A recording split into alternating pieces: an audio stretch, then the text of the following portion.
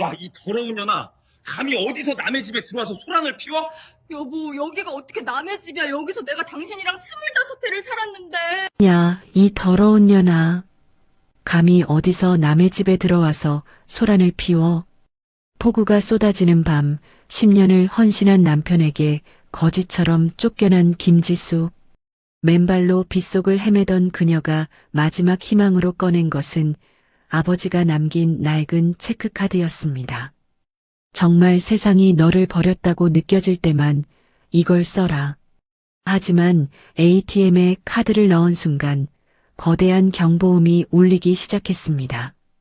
그 카드 속에 숨겨진 1,800억 원의 비밀과 딸을 위한 아버지의 치밀한 복수 계획. 세상이 버린 여자가 어떻게 모든 것을 뒤바꾸는지 그 대반전의 서사가 시작되기 전에 응원의 구독과 좋아요를 눌러주세요. 더 알찬 사연으로 보답하겠습니다. 오늘의 사연 시작합니다. 폭우가 서울 밤하늘을 가르며 쏟아지고 있었습니다. 아파트 현관문이 거칠게 열리더니 김지수가 복도 바닥에 내동댕이 쳐졌습니다. 야, 이 더러운 년아. 감히 어디서 남의 집에 들어와서 소란을 피워. 박성훈이 지수의 어깨를 거칠게 밀치며 소리쳤습니다. 지수는 바닥에 떨어진 채로 성훈을 올려다봤습니다. 남의 집? 여기가 어떻게 남의 집이야? 여기서 내가 25해를 살았는데. 지수의 손이 바닥을 더듬었습니다. 당신이 유라랑 같이 있는 걸 봤어. 두 눈으로 다 봤어. 거실에서 침실에서. 지수의 목소리가 떨렸습니다. 성훈이 비웃으며 머리를 흔들었습니다. 봤으면 됐네. 그래서 뭐 어쩔 건데? 성훈이 코웃음을 쳤습니다. 네가 뭘 할 수 있는데? 돈 있어? 집 있어? 이름 있어? 성훈이 팔짱을 끼고 지수를 내려다봤습니다. 이 집은 이제 내 집도 아니야. 유라 집이야. 서유라 명의라고. 현관문 뒤에서 서유라가 실크 가운을 걸친 채 나타났습니다. 지수가 생일 선물로 받았던 바로 그 가운이었습니다. 오빠, 왜 저런 거지 같은 여자랑 아직도 말해요?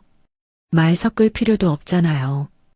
유라가 천천히 지수 쪽으로 걸어오며 말했습니다. 비 오는 날밖에 내놓는 게 딱이네. 냄새나게. 지수가 벌떡 일어서며 유라를 노려봤습니다. 유라야, 너 나한테 이러면 안 되는 거잖아. 지수의 목소리가 갈라졌습니다. 내가 너 밥 먹여주고 너 취직할 때까지 집에 재워줬잖아. 유라가 피식 웃었습니다. 아, 그랬나? 그땐 내가 불쌍했지. 유라가 고개를 치켜들었습니다. 근데 지금은 아니거든요. 지금은 내가 이 집 주인이야. 내 남편한테서 손 떼. 지금이라도 나가. 지수가 이를 악물고 말했습니다. 내 남편이라고? 아줌마 아직도 정신 못 차렸네. 유라가 차갑게 웃었습니다. 이제 성훈 오빠는 내 남자예요. 아줌마 남편 아니고. 유라가 서류 뭉치를 지수의 얼굴에 던졌습니다. 서류들이 복도 바닥에 흩어졌습니다. 똑똑히 봐요. 도장 다 찍혔어. 지수가 떨리는 손으로 서류를 집어들었습니다. 모든 재산이 유라와 법인 명의로 이전되었다는 내용이었습니다. 이게 무슨 소리야? 이 집도 통장도 다. 지수가 고개를 들었습니다. 언제 이런 걸 했어? 언제 이렇게까지. 네가 새벽부터 밤까지 알바 뛰던 사이. 식당 가고 청소 다니고 파출부 나가던 그때. 성훈이 냉소적으로 웃었습니다. 서류 처리하는데 하루도 안 걸리더라. 네가 이렇게 멍청할 줄 몰랐지. 지수의 눈에서 눈물이 흘러내렸습니다. 성훈아, 내가 너 고시 떨어질 때마다 뭐라고 했어. 괜찮다고 했잖아. 사람은 넘어질 수 있다고. 그만해. 그 얘기 듣기 지겨워. 성훈이 말을 잘랐습니다. 고생한 척하지 마. 나는 내 덕분에 성공한 게 아니야. 내 실력으로 여기까지 온 거야. 네가 해준 건 밥 몇 끼랑 잔소리뿐이야. 성훈이 도어락 비밀번호를 바꾸기 시작했습니다. 지수가 다급하게 성훈의 팔을 붙잡았습니다. 잠깐만. 나 이대로 나가면 갈 데가 없어. 내 옷이라도, 속옷이라도 좀 챙기게 해줘. 제발 오늘 밤만. 옷? 내 옷? 성훈이 비웃었습니다. 그런 누더기들 이미 다 버렸어. 쓰레기차에 실려서 어디 매립장 갔겠지. 성훈이 지수의 손을 거칠게 뿌리쳤습니다. 지수가 비틀거리며 뒤로 물러났습니다. 당신이 창업 자금 없어서 올 때, 밤마다 술 마시고 들어와서 바닥에 주저앉아 울 때, 지수가 이를 악물고 외쳤습니다. 그때 내가 뭐 했는지 알아? 아버지 집까지 팔아서 돈 마련해 준 게 나야. 내가 아버지한테 무릎 꿇고 부탁했어. 그래서 성훈이 눈썹 하나 까딱하지 않고 말했습니다. 그건 네가 한 선택이지. 투자한 거야. 투자. 난 그 돈으로 성공한 거고. 이제 끝났어. 성훈이 문을 닫으려 했습니다. 지수가 문틈 사이로 손을 집어넣었습니다. 성훈아, 우리 단칸방에서 살 때 기억 안 나? 겨울에 보일러도 안 돌아가서 이불 2개 덮고 붙어 자면서 그때 서로 사랑한다고 했잖아. 평생 같이 가자고 했잖아. 사랑? 성훈이 고개를 비틀며 웃었습니다. 그땐 어린 마음이었지. 세상 물정도 모르고. 지금은 달라. 지금 내 옆에는 유라가 있어. 유라가 성훈의 팔짱을 끼며 웃었습니다. 지수 씨, 아직도 모르세요? 사람 마음이 변할 수도 있는 거예요. 성훈 오빠는 이미 제 남자예요. 이제 아줌마 차례는 끝났어요. 지수의 가슴이 찢어질 것 같았습니다. 빗물이 복도 창문을 두드리는 소리가 들렸습니다. 그럼 이혼 서류라도 써줘. 이렇게 쫓아내는 건 아니잖아. 사람으로서 최소한은. 그런 건 나중에 생각해보지. 성훈의 목소리가 차갑게 떨어졌습니다. 지금은 꺼져. 눈앞에서 사라져. 성훈이 문을 쾅 닫았습니다. 도어락 소리가 삐삐삐 울렸습니다. 지수가 문고리를 돌려봤지만 열리지 않았습니다. 복도에 혼자 남겨진 지수는 벽에 기댔습니다. 10년이야. 아니, 그보다 더 됐지. 10년을 저 사람 뒷바라지하느라. 내 인생은 하나도 없었어. 지수가 중얼거렸습니다. 대학교 2학년 때 성훈을 만났던 순간이 떠올랐습니다. 성훈이 고시 공부에 매달리던 시절, 지수는 학업을 포기하고 3개의 아르바이트를 했었습니다. 편의점, 카페, 과외까지 하며 성훈의 학원비와 생활비를 댔습니다. 너는 공부만 해. 돈 걱정은 내가 할게. 세상을 밝히는 등불 같은 삶을 살게 해주겠다고 했는데 지수의 목소리가 메말랐습니다. 가방 속에서 뭔가 딱딱한 것이 만져졌습니다. 아버지가 돌아가시기 전에 건네준 낡은 체크카드였습니다. 지수야, 정말 세상이 너를 버렸다고 느껴질 때만 이걸 써라. 아무 때나 쓰는 거 아니다. 정말 끝이라고 느껴질 때만이다. 아버지의 마지막 말씀이 귓가에 맴돌았습니다. 지수가 카드를 꺼내 들여다봤습니다. 플라스틱이 낡아서 모서리가 거칠거칠했습니다. 지수가 맨발로 아파트를 빠져나왔습니다. 빗줄기가 지수의 몸을 적셨습니다. 차가운 빗물이 등골을 타고 흘러내렸습니다. 내가 바보였어. 정말 바보처럼 살았어. 지수가 길가에 선 채로 하늘을 올려다봤습니다. 성훈의 회사가 상장 준비를 하고 있다는 소식이 떠올랐습니다. 시가총액 수천억 원을 호가하는 기업. 그 모든 것의 시작이 지수의 희생이었습니다. 아버지가 남겨주신 작은 집까지 팔아서 그 사람 인생을 만들었는데 지수의 발걸음이 무거워졌습니다. 멀리 24시간 은행 ATM 부스의 푸른 조명이 보였습니다. 저기서 잠깐만 비를 피하자. 오늘 밤만 버티면 돼. 지수가 비틀거리며 걸었습니다. 발목까지 차오른 빗물이 신발을 적셨습니다. ATM 부스 안으로 들어가자 비로소 따뜻함이 느껴졌습니다. 거울에 비친 자신의 모습이 처참했습니다. 저 사람들 지금쯤 뭐하고 있을까? 따뜻한 집에서 와인 한 잔씩 들고 웃고 있겠지. 성훈과 유라가 따뜻한 집 안에서 와인을 마시고 있을 모습이 떠올랐습니다. 지수의 10년 희생으로 쌓아올린 성 안에서 말입니다.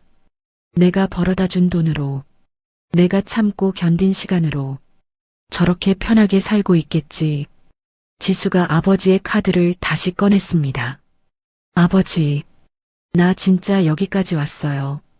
이제 더는 갈 데가 없어요. 정말 막다른 길이에요. 지수가 카드를 닦으며 중얼거렸습니다. 인출기 앞에 서니까 가슴이 두근거렸습니다. 이 카드에 얼마나 들어있을까? 아니, 금액은 상관없어. 하룻밤만 버틸 수 있으면 돼. 밥 한 끼, 잠잘 곳 하나만 있으면 돼. 지수가 떨리는 손으로 카드를 인출기 입구에 넣었습니다. 기계가 카드를 빨아들이는 소리가 났습니다.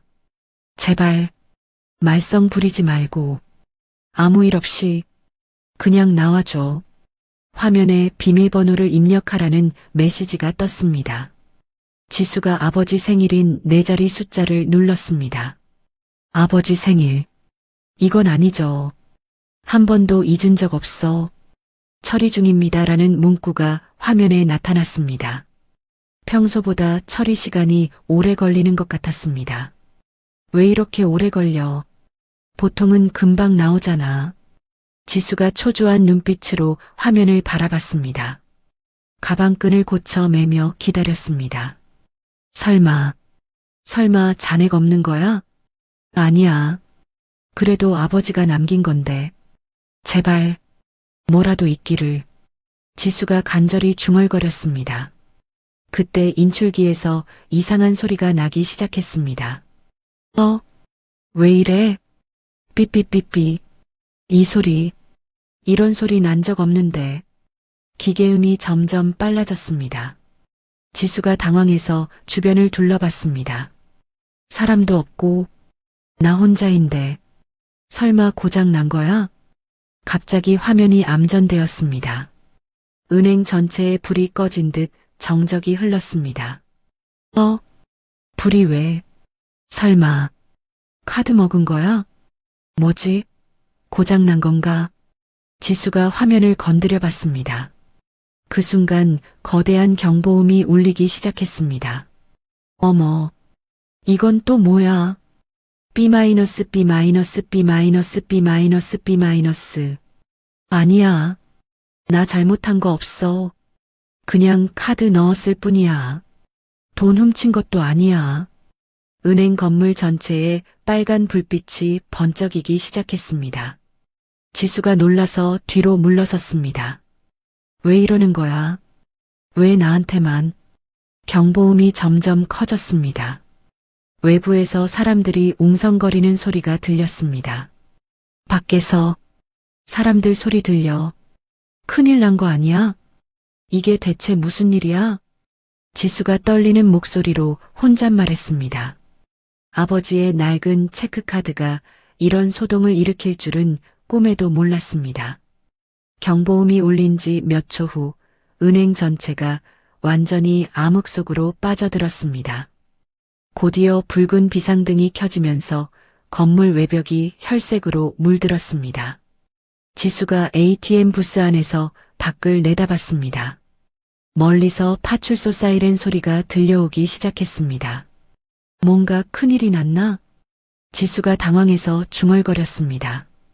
그때 육중한 쇠소리와 함께 강철 셔터가 내려오기 시작했습니다. 뭐야? 지수가 서둘러 출구로 달려갔지만 이미 늦었습니다. 셔터가 바닥까지 내려와 완전히 외부와 차단되었습니다. 지수가 셔터를 두드려 봤지만 꿈쩍도 하지 않았습니다. ATM 화면이 다시 켜지더니 이상한 문구가 떴습니다. 고위험 특수관리 계정 연동 보안 등급 1단계 발동 국가 협약 특수 계정 접근 확인. 특수관리 계정이 뭐야? 국가 협약이라니. 지수가 화면을 멍하니 바라봤습니다. 밖에서 급하게 달려오는 발소리가 들렸습니다. 부근에서 새벽 배송 준비를 하던 상인들이 소란에 몰려들기 시작했습니다.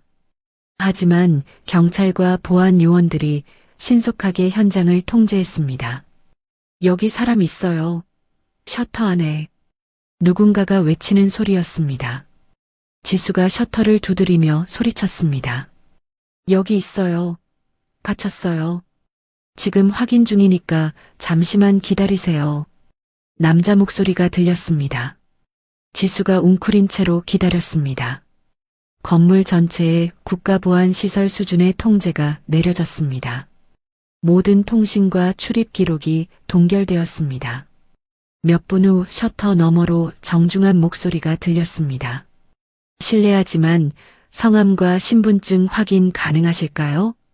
김지수입니다. 신분증은 가방에 있어요. 지수가 떨리는 손으로 신분증을 꺼냈습니다. 셔터 아래쪽 틈으로 신분증을 밀어 넣었습니다. 잠시 후 밖에서 웅성거리는 소리가 들렸습니다. 카드 명의자가 김도식 씨인데 관계가 어떻게 되시죠? 제 아버지예요. 돌아가시기 전에 주셨어요. 지수가 대답했습니다. 밖에서 급하게 전화를 거는 소리가 들렸습니다. 네, 본점입니까? 긴급 상황입니다. 김도식 계정이 활성화됐습니다. 과거 국책사업 비자금 관리 핵심 인물로 기록된 전화 목소리가 긴장되어 있었습니다. 지점장이 허리를 깊게 굽히며 말했습니다. 고객님, 정말 죄송합니다. 이런 상황이 벌어질 줄 몰랐습니다. 지수가 어리둥절해했습니다. 지점장의 태도가 갑자기 극존칭으로 바뀌었습니다.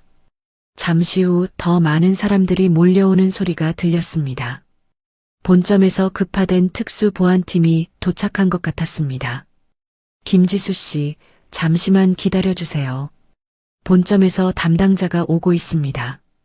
지점장의 목소리가 더욱 정중해졌습니다. 지수가 바닥에 주저앉았습니다. 도대체 무슨 일이죠? 왜 이렇게 큰 소동이? 그때 밖에서 큰 소리가 들렸습니다. 야, 문 열어. 내 마누라가 내 카드 훔쳐서 도둑질하고 있다고.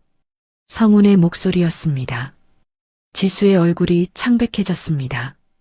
성운이 은행 측 자동 통보를 받고 유라와 함께 급히 달려온 것이었습니다. 그들은 이 상황을 지수를 범죄자로 몰 기회로 여겼습니다. 저 사람은 내 남편이에요. 하지만 지금 지수가 말을 잇지 못했습니다. 성운이 계속 소리를 지르고 있었습니다. 그 여자는 사기꾼이야. 내 카드를 훔친 도둑이라고. 셔터 너머로 성운의 화난 목소리가 들렸습니다. 서유라의 목소리도 섞여 들렸습니다. 경찰에 신고해야 해요. 저 여자가 도둑질했다고요. 거지처럼 쫓겨나더니 결국 카드까지 훔쳤어요. 유라가 스마트폰을 꺼내며 흥분해서 외쳤습니다. 지수가 주먹을 쥐었습니다. 그때 지점장의 단호한 목소리가 들렸습니다. 죄송하지만 영업 방해는 안 됩니다. 물러나 주세요. 영업 방해? 내 카드를 도둑 맞았는데? 성운이 더욱 큰 소리로 외쳤습니다. 지점장이 차분하지만 단호하게 대답했습니다. 확인 결과 해당 카드는 김도식 씨 명의입니다. 김지수 씨는 정당한 상속인으로 확인됐습니다. 무슨 헛소리야. 그 늙은이는 가난뱅이였다고. 집 한 칸 팔아서 겨우 몇백만 원. 성운이 발악했습니다. 지점장의 목소리가 더욱 딱딱해졌습니다. 지금 최상위 VIP 고객에 대한 명예훼손을 하고 계신 겁니다. 보안팀, 저분들을 격리해 주세요. 뭐라고? VIP? 그 거지 같은 여자가? 말도 안 돼. 성운이 믿지 못하겠다는 듯 소리쳤습니다. 보안 요원들이 성훈과 유라를 물리적으로 차단하기 시작했습니다. 놓으라고 했어. 내가 누군지 알아? 상장 앞둔 회사 대표라고. 성훈의 목소리가 점점 커졌습니다. 유라도 함께 저항하며 소리를 질렀습니다. 이건 말이 안 돼요. 저 여자는 아무것도 없는 거지였다고요. 매일 아르바이트나 하던. 지점장이 보안 요원들에게 지시했습니다. 영업 방해 및 최상위 VIP 고객에 대한 명예훼손으로 완전히 격리하세요. 건물 밖으로 내보내주세요. 안 돼. 내 말을 들어봐. 저 여자는 정말. 성훈의 목소리가 점점 멀어지기 시작했습니다. 지수가 셔터에 기대며 깊은 숨을 쉬었습니다. 본점에서 내려온 특수보안팀이 현장에 도착했습니다. 그들은 신속하게 성훈과 유라를 건물 밖 빗줄기 속으로 내보냈습니다. 잠시 후 지점장이 다시 말했습니다. 김지수 고객님, 본점 담당자가 도착했습니다. 곧 안전한 곳으로 모시겠습니다. 네, 감사합니다. 지수가 떨리는 목소리로 대답했습니다. 셔터가 조금씩 올라가기 시작했습니다. 밝은 불빛이 스며들면서 양복을 입은 여러 명의 사람들이 보였습니다.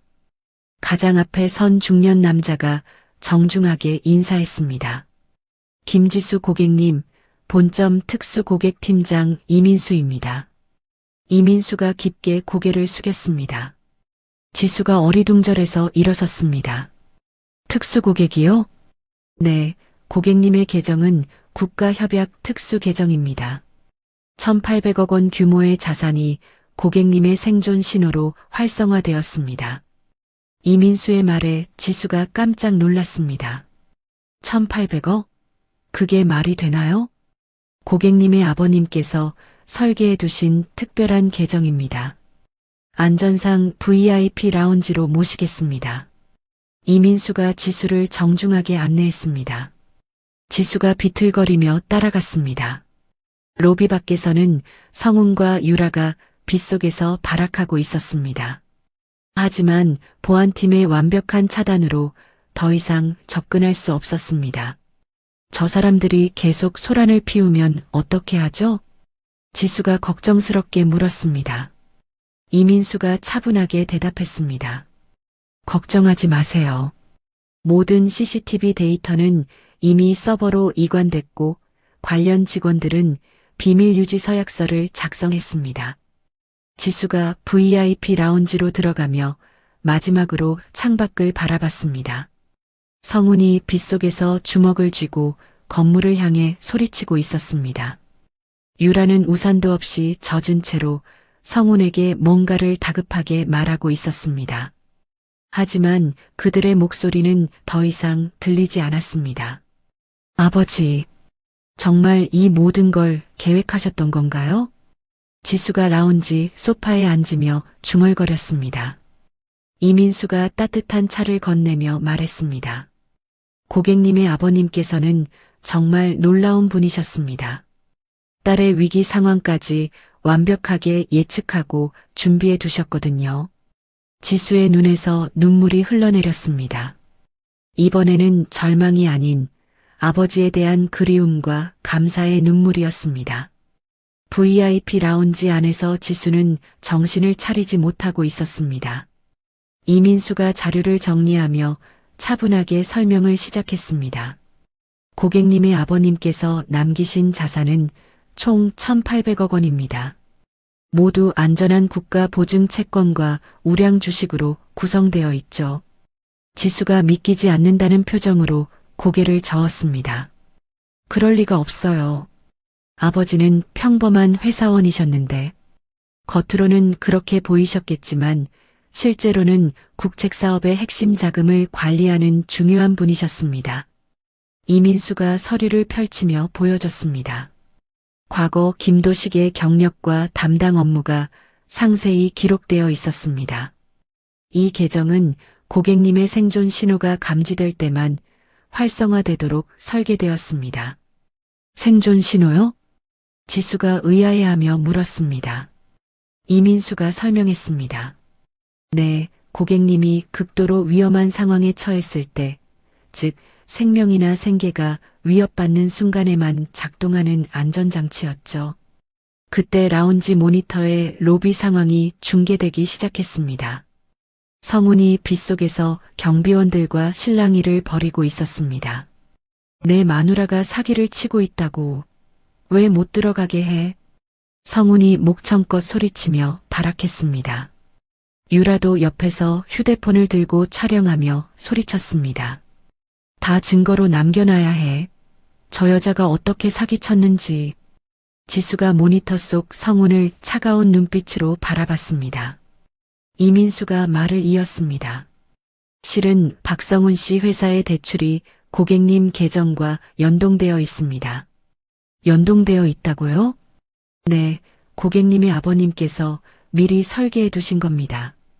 박성훈 씨 회사가 받은 우대금리 대출의 핵심 담보가 바로 이 계정이었거든요. 지수의 눈이 커졌습니다. 이민수가 계속 설명했습니다. 지금 이 계정이 활성화되면서 해당 대출에 대한 전면 재검토가 시작됩니다. 그 순간 이민수의 휴대폰이 울렸습니다. 전화를 받은 이민수의 표정이 굳어졌습니다. 네, 알겠습니다. 즉시 조치하겠습니다. 이민수가 전화를 끊고 지수에게 말했습니다. 박성훈 씨 회사의 모든 계좌가 리스크 관리 차원에서 동결됐다고 합니다. 지수가 깜짝 놀라 모니터를 바라봤습니다. 성훈이 갑자기 휴대폰을 보며 얼굴이 창백해지는 모습이 보였습니다. 안 돼. 이게 무슨 일이야? 성훈이 휴대폰을 보며 소리쳤습니다. 카드 결제가 모두 거부된다는 메시지가 연달아 들어온 것 같았습니다. 유라도 자신의 카드를 확인하며 당황했습니다. 오빠, 내 카드도 안 돼. 이게 대체 어떻게 된 거야? 유라가 성훈을 붙잡으며 신경질적으로 소리쳤습니다. 성훈이 비틀거리며 벽에 기댔습니다. 그때 또 다른 중년 남자가 라운지로 들어왔습니다. 이민수가 그를 소개했습니다. 이분은 윤태식 선생님입니다. 고객님의 아버님과 오랜 동료셨죠. 윤태식이 지수에게 정중하게 인사했습니다. 고생 많으셨습니다, 지수씨. 도식 형님께서 늘 딸 걱정을 하셨는데 아버지를 알고 계시는 분이세요? 지수가 놀라며 물었습니다. 윤태식이 고개를 끄덕였습니다. 제가 이 특수 계정의 집행인입니다. 형님께서 만약의 경우를 대비해 저를 지정해 두셨거든요. 윤태식이 가방에서 두꺼운 서류 뭉치를 꺼냈습니다. 이건 형님께서 직접 작성하신 지수 씨를 위한 보호 계획서입니다.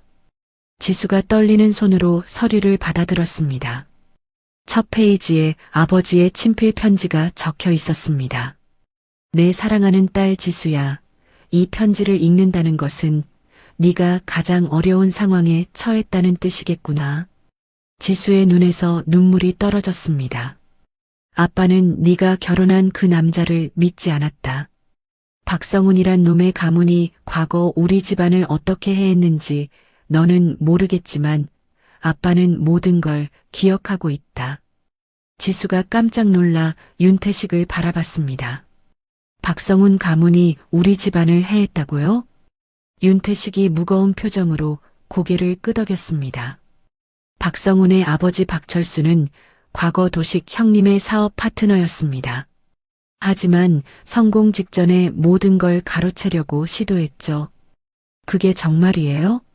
형님께서는 딸의 결혼을 막을 수는 없었지만 만약의 경우를 대비해 이 모든 걸 준비해 두신 겁니다. 윤태식이 또 다른 서류를 보여줬습니다. 이건 박성훈의 회사를 무너뜨릴 수 있는 데드맨 스위치입니다. 데드맨 스위치요? 네, 고객님이 위험에 처하면 자동으로 작동하는 금융 압박 장치죠. 지금 박성훈의 회사 대출 재검토가 바로 그 첫 번째 단계입니다. 모니터 속에서 성훈이 바닥에 주저앉는 모습이 보였습니다. 유라가 성훈을 흔들며 뭔가를 다급하게 말하고 있었습니다. 지수가 복잡한 마음으로 그 광경을 바라봤습니다. 이제 어떻게 해야 하죠? 윤태식이 지수에게 차분하게 말했습니다. 고객님께서 결정하시면 됩니다. 복수를 원하시면 박성훈의 회사를 완전히 무너뜨릴 수도 있고 그냥 이대로 끝낼 수도 있습니다. 지수가 잠시 생각에 잠겼습니다. 성훈이 자신을 쫓아낸 그 순간이 떠올랐습니다.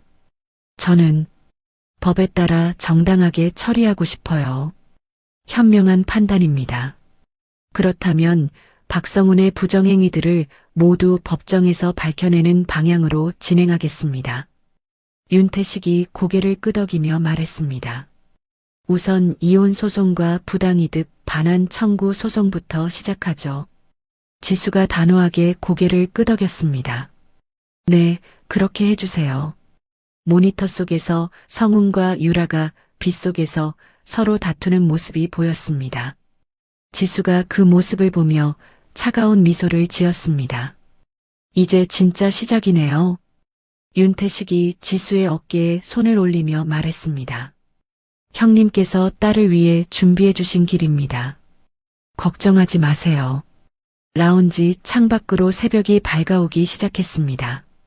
지수의 새로운 인생이 시작되는 순간이었습니다.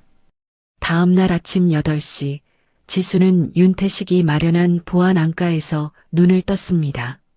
창밖으로 보이는 한강이 아침 햇살에 반짝이고 있었습니다. 윤태식이 아침 식사와 함께 서류 뭉치를 가져왔습니다. 밤새 수고하셨습니다. 박성훈의 회사 관련 자료를 모두 확보했습니다. 어떤 자료들인가요? 지수가 커피를 마시며 물었습니다. 윤태식이 서류를 펼치며 설명했습니다. 상장을 위해 은폐했던 분식회계 자료와 자금 세탁 증거들입니다. 고객님의 아버님께서 미리 수집해 두신 거죠. 지수가 서류를 훑어봤습니다. 성훈이 얼마나 치밀하게 부정행위를 저질렀는지가 적나라하게 드러나 있었습니다. 이 정도면 횡령과 배임 혐의로 기소가 가능하겠네요. 맞습니다. 또한 은행 본점에서도 움직이기 시작했습니다. 윤태식이 휴대폰을 확인하며 말했습니다. 박성훈 회사의 대출을 전면 재검토하고 상장 주관사들에게 신용 등급 하락을 공식 통보했다고 합니다. 그때 윤태식의 휴대폰이 울렸습니다. 네, 윤태식입니다. 네, 벌써요? 알겠습니다. 윤태식이 전화를 끊고 지수에게 말했습니다. 박성훈이 회사로 들이닥친 주주들 앞에서 고객님을 사기꾼으로 몰아가는 기자회견을 한다고 합니다. 지수의 얼굴이 굳어졌습니다. 뻔한 수법이네요. 자신의 잘못을 다른 사람에게 떠넘기려는 거군요. 예상대로입니다. 하지만 우리도 준비했죠. 윤태식이 미소를 지으며 또 다른 서류를 꺼냈습니다. 한편 성훈의 회사 회의실에서는 급하게 소집된 기자회견이 열리고 있었습니다. 성훈이 초췌한 얼굴로 기자들 앞에 섰습니다. 여러분, 제가 오늘 이 자리에 선 것은 제 아내의 배신 때문입니다. 성훈이 떨리는 목소리로 말했습니다. 옆에 앉은 서유라가 눈물을 훔치며 고개를 끄덕였습니다. 김지수라는 여자가 제 인감을 도용해서 거액의 돈을 가로챘습니다. 기자들이 카메라 셔터를 눌러댔습니다. 성훈이 계속 말했습니다. 저는 그 여자를 믿고 사랑했는데 그 여자는 저 몰래 제 재산을 빼돌렸습니다. 구체적으로 어떤 방식으로 빼돌렸나요? 한 기자가 질문했습니다. 성훈이 준비해온 대본을 읽듯 대답했습니다. 은행에서 제 명의로 된 계좌를 마음대로 사용했습니다. 제가 모르는 사이에 거액을 인출했고요. 유라가 끼어들며 말했습니다. 저도 증인입니다. 김지수 씨가 평소에 성훈 오빠의 서류를 몰래 가져가는 걸 여러 번 봤어요. 기자들이 질문을 쏟아냈습니다. 하지만 성훈의 대답은 앞뒤가 맞지 않았습니다. 그때 성훈의 휴대폰이 울렸습니다. 변호사에게서 온 전화였습니다. 지금 기자회견 중이라니까요. 뭐가 그렇게 급해서? 성훈이 짜증스럽게 전화를 받았습니다. 하지만 변호사의 말을 듣자마자 얼굴이 창백해졌습니다. 뭐라고요? 지수가 법원에 뭘 제출했다고요? 성훈의 목소리가 떨렸습니다. 기자들이 수군거리기 시작했습니다. 녹취록이요? 그게 무슨... 성훈이 전화를 끊고 비틀거렸습니다. 유라가 성훈을 붙잡으며 물었습니다. 오빠 무슨 일이야? 갑자기 왜 그래? 지수가 우리 대화를 녹음했다고. 성훈이 중얼거렸습니다. 기자들이 더욱 관심을 보이며 질문했습니다. 어떤 대화를 녹음했다는 건가요? 성훈이 대답하지 못하고 우물쭈물했습니다. 그때 한 기자의 휴대폰이 울렸습니다. 잠깐만요. 지금 속보가 들어오는데. 기자가 휴대폰을 확인한 후 놀란 표정으로 말했습니다. 김지수 씨 측에서 박성훈 대표의 발언이 모두 허위라는 증거자료를 법원에 제출했다고 합니다. 회의실이 순식간에 소란스러워졌습니다. 성훈이 의자에서 벌떡 일어났습니다. 그게 무슨 소리예요? 무슨 증거자료? 박성훈 대표님이 직접 서명한 이면 계약서와 녹취록이라고 하네요. 기자가 휴대폰 화면을 보며 읽어줬습니다. 성훈의 얼굴이 흙빛으로 변했습니다. 유라가 성훈의 팔을 붙잡으며 속삭였습니다. 오빠, 이거 큰일인데? 우리가 한 말들이 다 녹음됐다는 거야? 성훈이 회의실을 둘러봤습니다. 기자들이 모두 자신을 의심스럽게 바라보고 있었습니다. 저는 잠깐 화장실에. 성훈이 자리에서 일어나려 했습니다.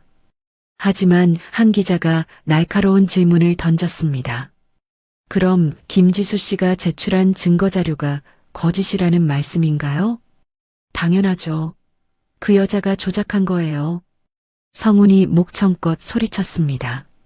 하지만 기자들의 표정은 더욱 의심스러워졌습니다. 다른 기자가 질문했습니다. 그럼 법정에서 진실을 밝히시겠다는 뜻인가요? 성훈이 말문이 막혔습니다. 법정에서는 거짓말이 통하지 않는다는 걸 알고 있었기 때문입니다. 제 변호사와 상의한 후에 변호사님은 뭐라고 하시던가요? 또 다른 기자가 추궁했습니다. 성훈이 식은땀을 흘리며 대답했습니다. 그건 아직. 그때 성훈의 비서가 급하게 들어왔습니다. 사장님, 은행에서 연락 왔는데 모든 대출이 회수된다고 합니다. 비서의 말에 회의실이 더욱 술렁였습니다. 성훈이 비서를 노려보며 소리쳤습니다. 지금 기자회견 중인데 왜 그런 말을... 하지만 이미 늦었습니다. 기자들이 일제히 질문을 쏟아내기 시작했습니다. 회사 자금 상황이 어려운 건가요? 대출 회수 사유가 뭔가요? 김지수 씨 건과 관련이 있나요? 성훈이 아무 대답도 하지 못하고 있을 때 유라가 갑자기 일어났습니다. 이 모든 게 김지수 그 여자 때문이에요. 우리를 모함하고 있다고요. 유라가 흥분해서 소리쳤습니다. 하지만 기자들은 오히려 냉소적인 눈빛으로 그들을 바라봤습니다. 성훈이 결국 기자회견을 중단하고 회의실을 빠져나갔습니다. 유라도 황급히 따라 나갔습니다. 복도에서 성훈이 벽을 치며 소리쳤습니다. 젠장, 모든 게 틀어졌어. 유라가 성훈을 달래려 했습니다. 오빠, 진정해. 우리가 뭔가 방법을 찾을 수 있을 거야. 하지만 성훈의 휴대폰이 또 울렸습니다. 이번에는 주주들에게서 온 전화였습니다. 여보세요. 네. 손해배상이요? 지금 당장 와달라고요? 성훈의 얼굴이 더욱 절망적으로 변해갔습니다. 성훈과 유라가 구축해온 거짓의 성이 무너져가고 있었습니다. 기자회견이 실패로 끝난 후 성훈은 사무실로 돌아와 책상을 주먹으로 내리쳤습니다. 서랍에서 소주병을 꺼내 벌컥벌컥 마시기 시작했습니다. 이런 젠장, 어떻게 이럴 수가 있어. 성훈이 소주병을 던져 벽에 부딪혀 산산조각이 났습니다. 유라가 조심스럽게 사무실로 들어왔습니다. 오빠, 진정해. 우리가 뭔가 해결책을. 해결책? 무슨 해결책이 있다는 거야?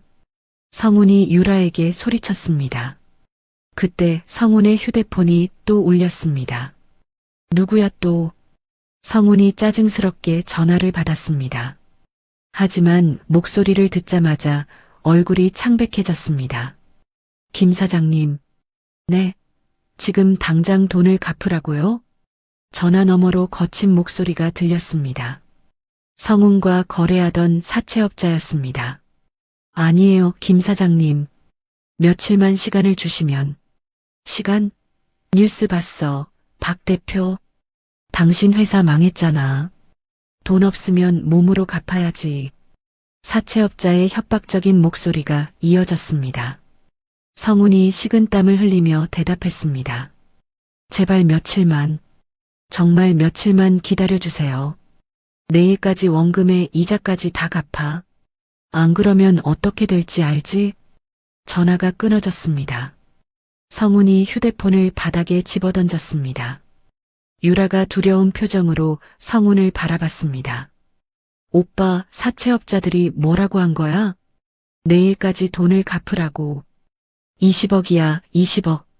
성훈이 머리를 감싸고 소리쳤습니다. 유라의 얼굴이 파랗게 질렸습니다. 20억? 그런 돈이 어디 있어? 그때 사무실 문이 벌컥 열리며 직원들이 들어왔습니다. 하지만 그들의 표정은 차가웠습니다. 사장님, 저희 사표 내고 갑니다. 팀장이 사표를 성훈의 책상에 던졌습니다. 다른 직원들도 하나둘씩 사표를 내려놓았습니다. 야야야, 잠깐만. 우리가 같이 이 회사를 키워온 사이 아니야. 성훈이 직원들을 붙잡으려 했습니다. 하지만 팀장이 차갑게 말했습니다.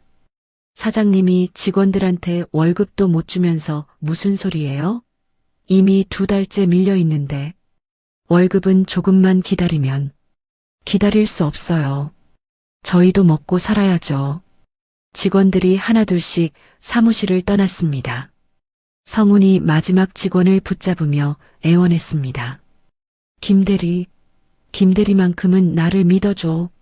우리가 함께 야근하며 이 회사를 키웠잖아. 김대리가 성훈의 손을 뿌리치며 말했습니다. 사장님, 저도 가족이 있어요. 더 이상은 못 기다리겠습니다. 김대리마저 사무실을 나가자 성훈이 바닥에 주저앉았습니다. 유라가 성훈 옆에 앉으며 떨리는 목소리로 말했습니다. 오빠, 이제 어떻게 해? 정말 어떻게 해? 성훈이 허공을 바라보며 중얼거렸습니다. 지수, 전현이 이렇게 만든 거야. 한편 지수는 윤태식과 함께 변호사 사무실에 있었습니다. 변호사가 서류를 정리하며 말했습니다. 이혼 소송과 부당이득 반환 청구 소송 모두 승소 가능성이 매우 높습니다. 박성훈이 제출한 고소장은 어떻게 되나요? 지수가 물었습니다. 변호사가 미소를 지으며 대답했습니다. 허위 고소로 판명나서 오히려 박성훈 씨가 무고죄로 추가 기소될 예정입니다. 지수가 고개를 끄덕였습니다. 윤태식이 다른 서류를 꺼내며 말했습니다. 박성훈의 회사는 이미 최종 부도 절차에 들어갔습니다. 상장 계획도 영구 취소됐고요. 직원들은 어떻게 됐나요? 지수가 걱정스럽게 물었습니다. 윤태식이 대답했습니다. 다행히 대부분 다른 회사로 이직했습니다. 박성훈과 달리 직원들은 아무 잘못이 없으니까요. 그때 변호사의 휴대폰이 울렸습니다. 전화를 받은 변호사의 표정이 굳어졌습니다. 네. 뭐라고요? 박성훈이 뭘 했다고요? 변호사가 놀란 표정으로 전화를 들었습니다. 지수와 윤태식이 긴장하며 바라봤습니다. 박성훈이 지수님에 대한 악성 루머를 인터넷에 유포하고 있다고 합니다. 어떤 루머요? 지수가 급하게 물었습니다. 변호사가 컴퓨터를 켜며 설명했습니다. 지수님을 사기꾼이라고 하는 글들을 여러 사이트에 올리고 있어요. 가짜 증거 사진들도 함께. 지수가 컴퓨터 화면을 봤습니다. 자신에 대한 악성 댓글들이 수없이 올라와 있었습니다. 이런 비열한 짓까지. 지수가 주먹을 쥐며 중얼거렸습니다. 윤태식이 지수를 진정시켰습니다. 걱정하지 마세요. 우리도 대응할 준비가 되어 있습니다. 어떤 준비요? 박성훈이 과거에 지수님을 폭행하고 협박했던 증거 영상들입니다. 도식 형님께서 미리 수집해 두셨거든요. 윤태식이 USB를 꺼내 보여줬습니다. 변호사가 USB를 컴퓨터에 연결했습니다. 화면에 성훈이 지수에게 폭언을 하는 영상이 재생되었습니다. 성훈이 지수를 밀치고 협박하는 모습이 생생하게 담겨 있었습니다. 이 정도면 성훈의 모든 주장을 반박할 수 있겠네요. 변호사가 만족스러운 표정으로 말했습니다. 지수가 화면 속 자신의 모습을 보며 복잡한 감정을 느꼈습니다. 아버지가 이런 것까지 준비해 두셨다니. 형님께서는 정말 모든 걸 예상하고 계셨어요. 윤태식이 감탄하며 말했습니다. 변호사가 계획을 설명했습니다.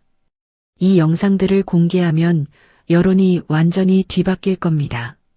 박성훈의 악성 루머는 오히려 자신에게 독이 될 거예요. 한편 성훈은 텅 빈 사무실에서 혼자 술을 마시고 있었습니다. 컴퓨터 화면에는 자신이 올린 지수 관련 글들이 떠 있었습니다. 지수, 이번엔 네가 당해봐.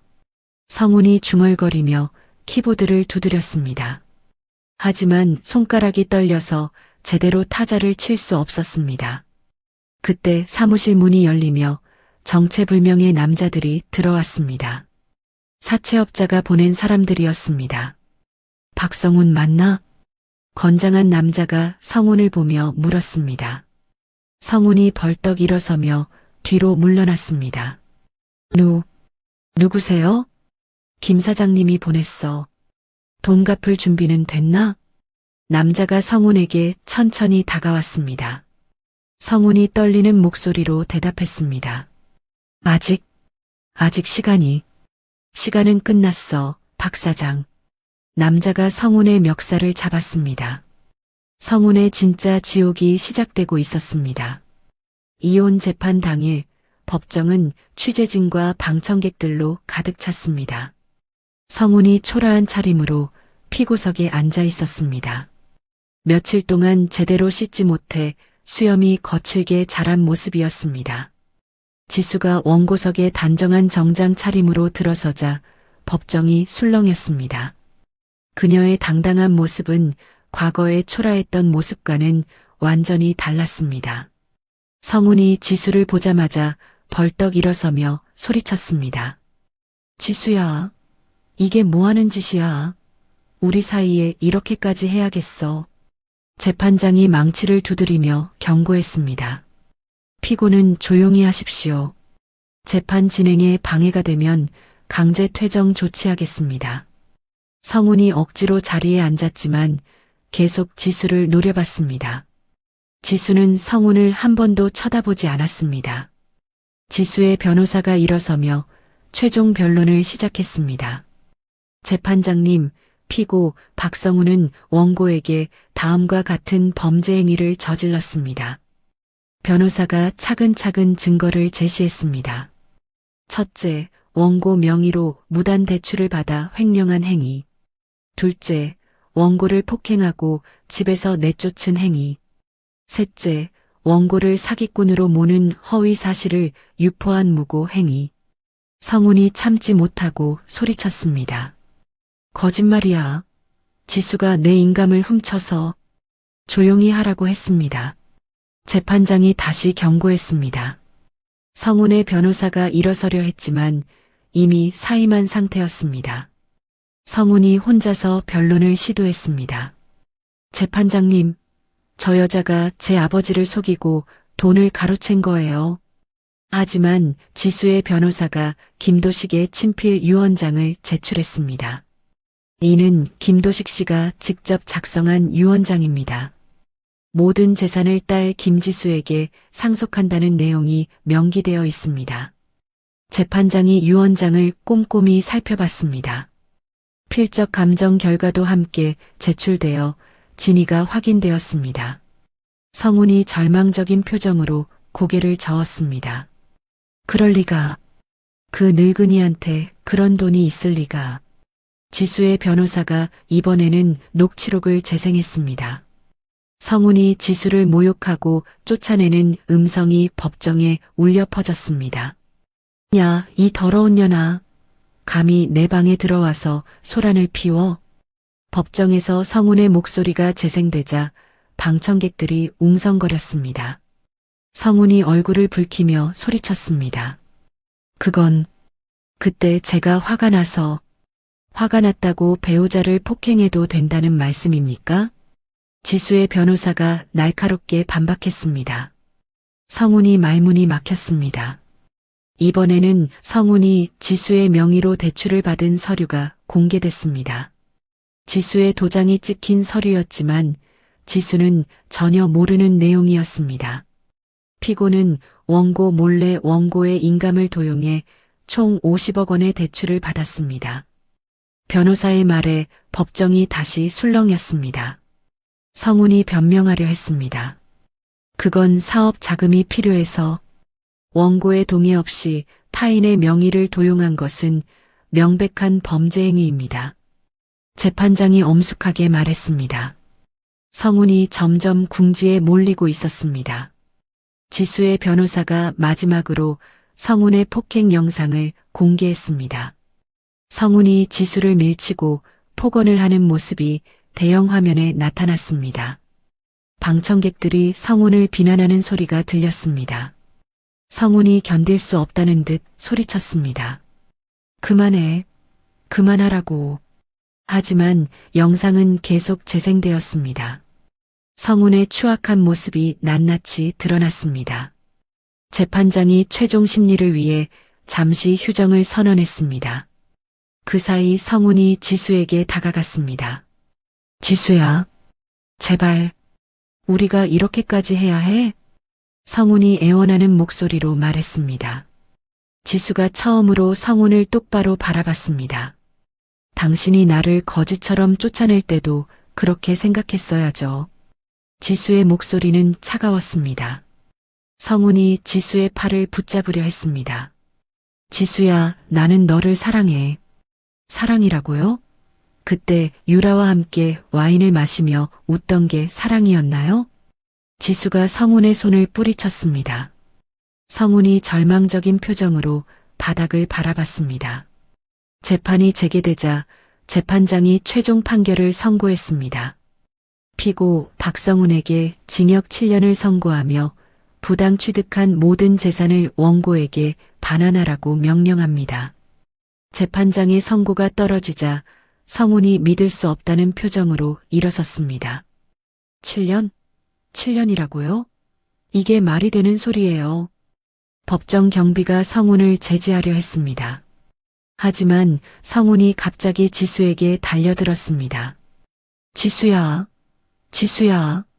성훈이 지수의 발치에 무릎을 꿇고 울부짖었습니다. 제발, 살려줘. 내가 미쳤었어. 정말 미쳤었다고. 성훈이 지수의 구두를 붙잡으며 눈물을 쏟아냈습니다. 법정 안의 모든 사람들이 그 비참한 광경을 지켜봤습니다. 지수야, 너밖에 없어. 정말 너밖에 없다고. 성훈이 계속 울며 매달렸습니다. 지수가 성훈을 차갑게 내려다봤습니다. 당신이 나를 쫓아낼 때 한 번이라도 미안하다고 했나요?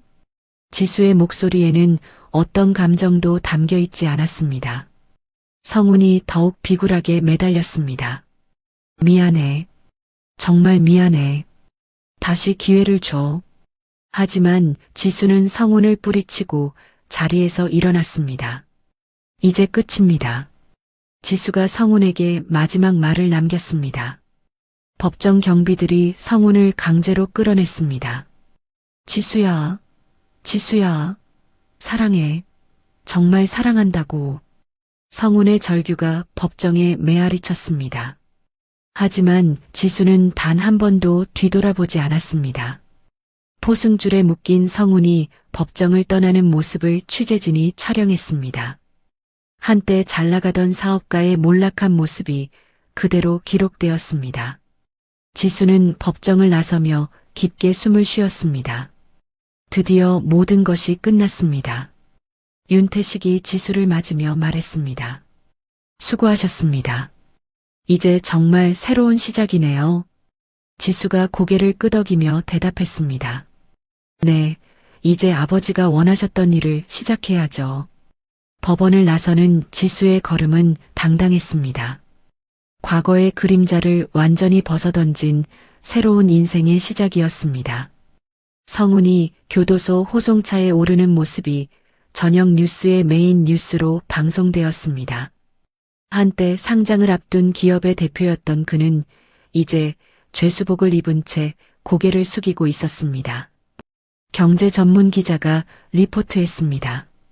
박성훈 전 대표의 회사는 오늘 공식적으로 파산 절차를 완료했습니다. 그가 소유했던 모든 자산은 법원의 명령에 따라 피해자에게 배상됩니다. 성운의 명품 차량과 시계들이 압류물 창고로 옮겨지는 장면이 화면에 나타났습니다. 온라인 경매 사이트에는 이미 수많은 입찰자들이 몰려들고 있었습니다. 지수는 윤태식이 마련한 새 사무실에서 그 뉴스를 보고 있었습니다. 창밖으로는 한강이 내려다 보이는 깔끔한 사무실이었습니다. 이제 정말 모든 게 끝났네요. 지수가 차를 마시며 말했습니다. 윤태식이 서류를 정리하며 답했습니다. 네, 박성훈이라는 이름은 이제 기업계에서 완전히 사라질 겁니다. 지수가 책상 서랍에서 결혼 반지를 꺼냈습니다. 10년 전 성훈이 프러포즈할 때 끼워준 반지였습니다. 이것도 이제 필요 없겠네요. 지수가 반지를 쓰레기통에 던져버렸습니다. 윤태식이 그 모습을 보며 미소를 지었습니다. 완전한 새 출발이네요. 그때 비서가 들어와서 서류를 전해줬습니다. 대표님, 성훈 씨와 살던 집 처리가 모두 완료됐습니다. 안에 있던 물건들은 어떻게 했어요? 말씀하신 대로 모두 소각 처리했습니다. 이제 그곳에는 아무것도 남지 않았어요. 지수가 고개를 끄덕였습니다. 과거의 모든 흔적을 지우는 일이었습니다. 그리고 성씨 변경 신청도 승인됐습니다. 이제 공식적으로 김지수님이십니다. 비서가 새로운 신분증을 건넸습니다. 지수가 신분증을 받아들며 감회가 새로웠습니다. 김지수, 오랜만이네요. 박성훈의 아내로 불리던 시절이 완전히 끝났습니다. 이제 그녀는 독립적인 개체로서 새로운 삶을 시작할 수 있었습니다. 윤태식이 다른 서류를 꺼내며 말했습니다. 성훈 회사의 인수합병 절차도 마무리됐습니다. 배당금이 상당할 것 같은데요. 그 돈은 모두 공익 목적으로 사용하겠습니다. 지수의 결정에 윤태식이 놀라지 않았습니다. 이미 예상했던 답변이었습니다. 도식 형님께서 정말 훌륭한 딸을 키우셨네요. 아버지의 뜻을 따르는 것뿐이에요. 지수가 아버지의 낡은 체크카드를 꺼내보았습니다. 이 카드가 모든 것을 바꾼 시작이었습니다. 이제 재단 설립 준비를 본격적으로 해야겠어요. 네, 부지는 이미 확정했습니다. 도식 형님께서 생전에 아끼셨던 과수원 자리입니다. 윤태식이 설계도를 보여줬습니다. 넓은 대지에 현대적인 건물이 들어설 예정이었습니다.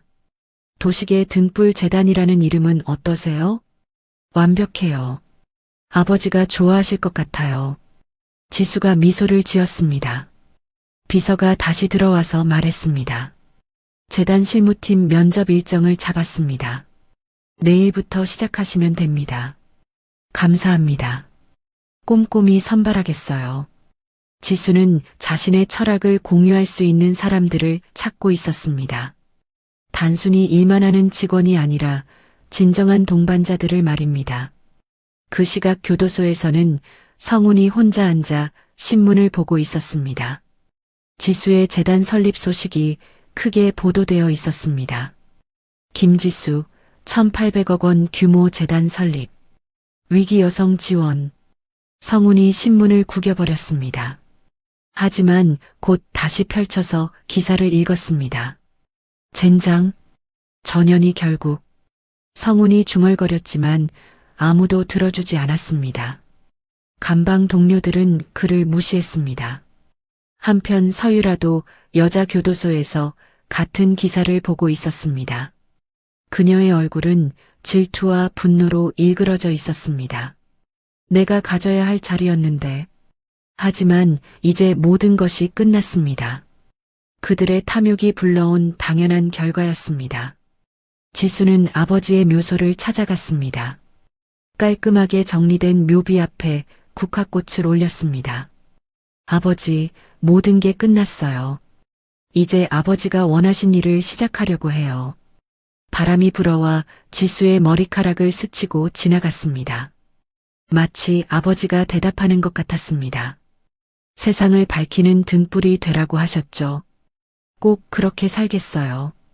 지수가 묘비에 절을 올렸습니다. 그녀의 마음은 복수심이 아닌 희망으로 가득 차 있었습니다. 이튿날부터 재단 설립 준비가 본격적으로 시작되었습니다. 지수는 직접 면접을 보며 팀장들을 선발했습니다. 저희 재단의 목표는 단순한 구호가 아닙니다. 근본적인 문제 해결입니다. 지수가 면접자들에게 설명했습니다. 위기에 처한 여성들이 진정한 독립을 할 수 있도록 돕는 것이 우리의 사명입니다. 면접자들이 진지하게 듣고 있었습니다. 그들의 눈빛에서 진정성을 느낄 수 있었습니다. 법적 지원, 심리 상담, 직업 교육, 경제적 자립까지 종합적으로 지원할 예정입니다. 한 면접자가 질문했습니다. 그런 시스템을 구축하려면 엄청난 자금이 필요할 텐데요. 지수가 자신 있게 대답했습니다. 자금 걱정은 하지 마세요. 충분히 준비되어 있습니다. 면접이 끝난 후 지수는 윤태식과 함께 저녁을 먹었습니다. 오늘 면접 보신 분들 어떠셨어요? 모두 훌륭한 분들이었어요.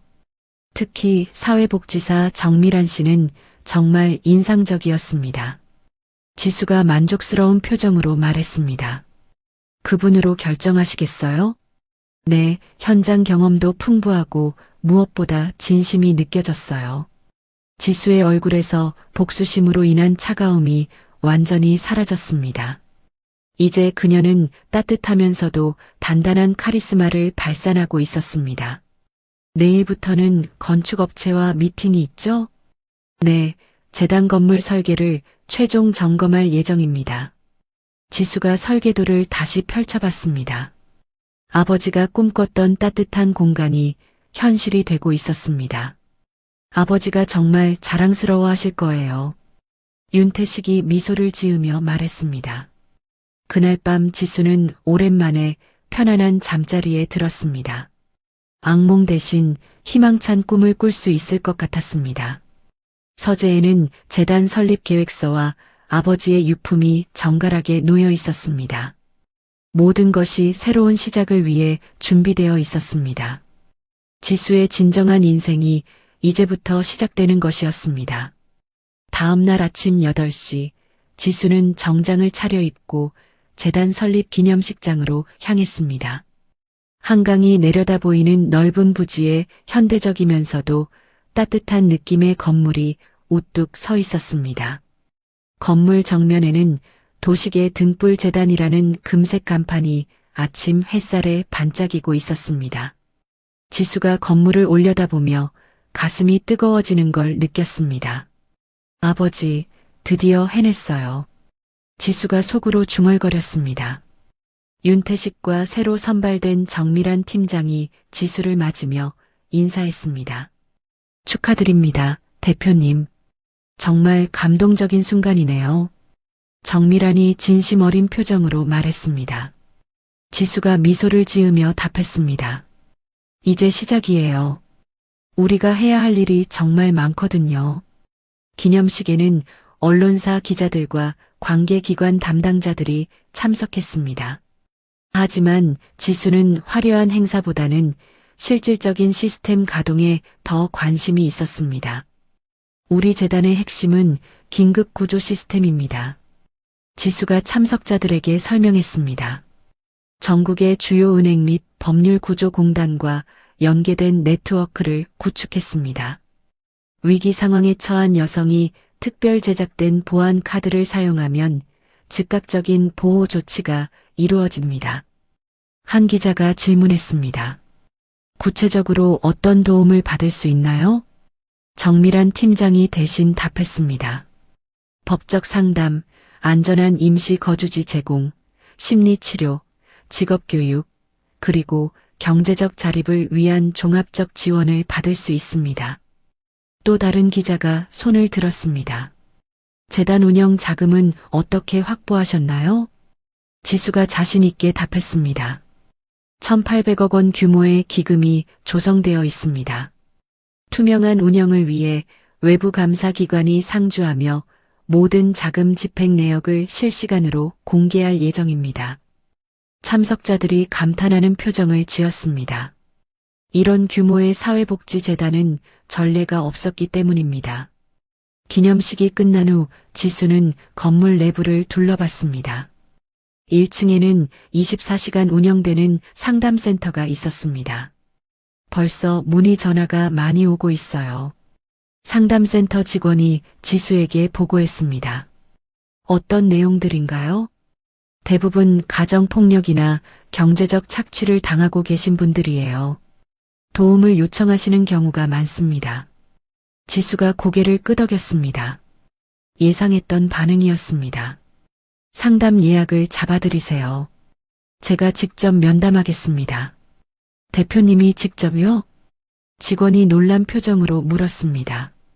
지수가 단호하게 답했습니다. 네, 저도 같은 경험을 했으니까요. 그분들의 마음을 누구보다 잘 알 거예요. 2층에는 법무팀 사무실이 있었습니다.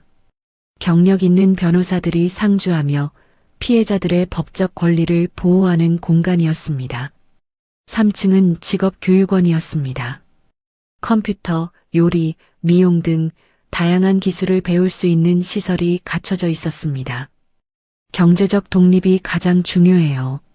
기술을 배워야 진정한 자유를 얻을 수 있거든요. 지수가 교육원을 둘러보며 말했습니다. 정밀한이 깊이 공감한다는 표정으로 고개를 끄덕였습니다. 4층은 임시 거주 시설이었습니다. 위급한 상황에서 즉시 피할 수 있는 안전한 공간이었습니다. 보안은 어떻게 되어 있나요? 지수가 보안 담당자에게 물었습니다. 24시간 경비 시스템과 출입 통제 장치가 설치되어 있습니다. 가해자가 추적할 수 없도록 완벽하게 차단했습니다. 지수가 만족스러운 표정을 지었습니다. 자신이 경험했던 두려움을 다른 사람은 느끼지 않았으면 했습니다. 마지막으로 5층 옥상에 올라갔습니다. 그곳에는 아버지 김도식의 흉상과 함께 특별한 조형물이 설치되어 있었습니다. 어둠 속에서 가장 밝게 빛나는 것은 사람의 의지다. 아버지가 생전에 자주 하셨던 말씀이 새겨져 있었습니다. 지수가 조형물 앞에서 잠시 묵념했습니다. 아버지, 이제 제가 세상의 등불이 되겠어요. 해가 지기 시작하자 지수는 아버지가 좋아하셨던 등불을 켰습니다. 따뜻한 빛이 주변을 밝혔습니다. 그때 정밀한이 올라와서 보고했습니다. 대표님, 첫 번째 지원 신청자가 도착했어요. 직접 만나보시겠어요? 네, 당연히요. 지수가 서둘러 1층으로 내려갔습니다. 상담실에는 30대 초반으로 보이는 여성이 앉아 있었습니다. 여성의 얼굴에는 멍이 있었고 옷도 많이 헤어져 있었습니다. 지수가 그 모습을 보자 과거의 자신이 떠올랐습니다. 안녕하세요. 김지수입니다. 지수가 따뜻하게 인사했습니다. 여성이 고개를 들어 지수를 바라봤습니다. 저 정말 도움을 받을 수 있나요? 여성의 목소리가 떨렸습니다. 지수가 여성의 손을 잡으며 말했습니다. 네, 꼭 도와드릴게요. 더 이상 혼자가 아니에요.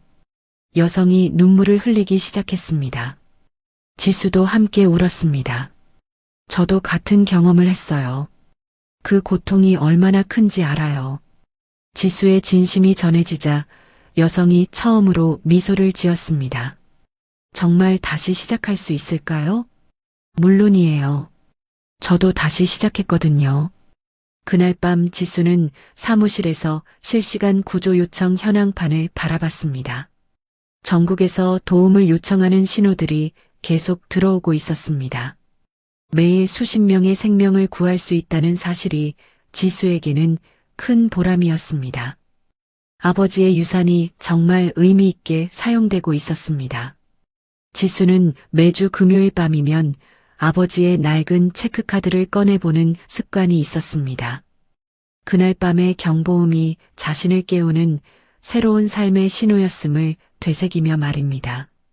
한편 교도소의 성우는 재단의 활약상을 담은 신문을 보며 벽을 치고 있었습니다. 내가 잃어버린 건 돈이 아니었어. 사람의 진심이었구나. 성운이 뒤늦게 깨달았지만 이미 모든 것이 늦었습니다. 그는 남은 형기 동안 자신의 죄를 반성하며 살아야 했습니다. 지수는 퇴근길에 한강공원 벤치에 앉아 재단 건물을 바라봤습니다. 건물 곳곳에서 새어나오는 따뜻한 불빛들이 밤하늘의 별처럼 반짝였습니다. 누군가에게는 정말 소중한 등불이 되고 있구나. 지수가 평온한 미소를 지으며 중얼거렸습니다. 그때 비가 내리기 시작했습니다. 하지만 이제 지수에게 빗소리는 슬픔이 아니었습니다. 대지를 적시고 새 생명을 키우는 축복의 소리로 들렸습니다. 지수는 우산도 쓰지 않은 채 빗속을 걸으며 집으로 향했습니다. 아버지의 등불이 세상을 밝히는 꿈이 현실이 되었습니다. 그리고 지수 자신도 누군가에게 희망의 등불이 되어 있었습니다. 비 오는 밤이 더 이상 두렵지 않은 새로운 세상이 시작된 것입니다. 바람난 남편에게 거지처럼 쫓겨났던 김지수는 아버지가 남긴 낡은 체크카드 하나로 인생을 완전히 뒤바꿨습니다. 1,800억 원이라는 상상할 수 없는 유산 뒤에 숨겨진 아버지의 깊은 사랑과 치밀한 계획은 딸을 위기에서 구해낼 뿐만 아니라 세상을 밝히는 등불로 만들어 주었습니다. 성운과 유라의 탐욕과 배신은 결국 그들 자신을 파멸로 이끌었고 지수는 복수 대신 용서와 나눔을 선택했습니다. 과거의 상처를 딛고 일어선 그녀는 도식의 등불 재단을 통해 자신과 같은 아픔을 겪는 여성들에게 희망의 빛이 되었습니다. 진정한 승리는 상대방을 무너뜨리는 것이 아니라 더 나은 사람이 되어 세상에 선한 영향력을 미치는 것임을 보여준 이야기였습니다. 어둠 속에서도 포기하지 않는 사람의 의지야말로 가장 밝은 등불이 된다는 진리를 다시 한번 깨닫게 해줍니다. 이야기를 끝까지 들어주신 분이 계시다면 잘 들었다고 댓글 하나만 남겨주세요. 감사합니다.